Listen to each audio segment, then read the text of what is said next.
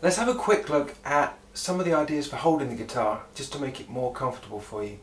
And remember, all the ideas I'm going to show you are just ideas. They're guidelines that you ought to follow, but if you want to change them slightly so that you feel more relaxed, then remember that's the most important thing. So first thing, make sure your chair is low enough that it's giving your knees an angle. That's just because if your knee's straight, the guitar's going to slide down. So if you have a tall chair, just put something under your foot, some books or a phone directory, just something to support your knee. The other thing with your chair, find a chair that doesn't have any arms. It's not hugely essential, but if it's a smaller office type chair like this one, you find that if there's arms, they're just going to knock the guitar.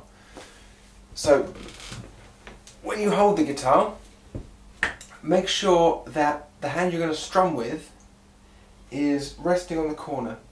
So it's the forearm that's resting. It's not the bicep, although on an acoustic it probably will be because the guitar's bigger. So for us it's just going to be the forearm if you're playing electric. What you don't want to do, some guys might rest too low. I've seen it happen a lot. And what that does, it might feel more comfortable, and certainly to begin with you can see what you're doing down here a lot easier. But you want to make sure your elbow is just at the corner, because it can give you all sorts of playing problems and wrist situations if you go too low. And equally if you go too high it's going to cause you tension. So you'll find the right spot for you and you'll know it's right, but it's going to be kind of a 45-degree angle just in the corner. And as far as your back is concerned, you don't want to be slouching, you don't want to be fully upright because it's just not going to feel natural.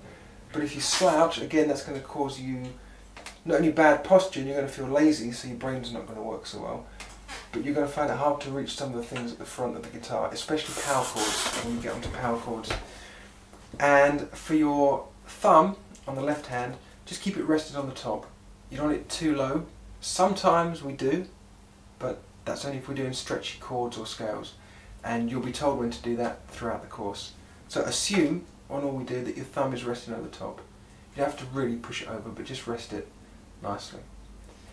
And there's one more thing to talk about. If you want to change legs, because sometimes it can feel more comfortable to do that, make sure the guitar has an angle.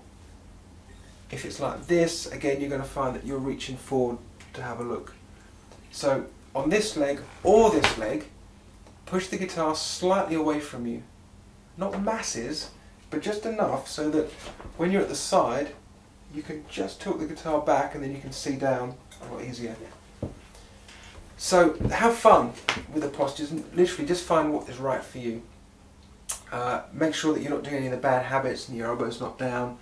Other than that, if it's comfortable and you can play what you're being asked to play, then that's as good as you need to get. Be sure to check out the clips for holding the pick. There's some good advice on the specific angle that your wrist needs to be for playing with the pick. And also, if you haven't done so, check out how to set your amp and your guitar up. That way we're ready to go. And I'll see you on the other clips. Okay, have fun.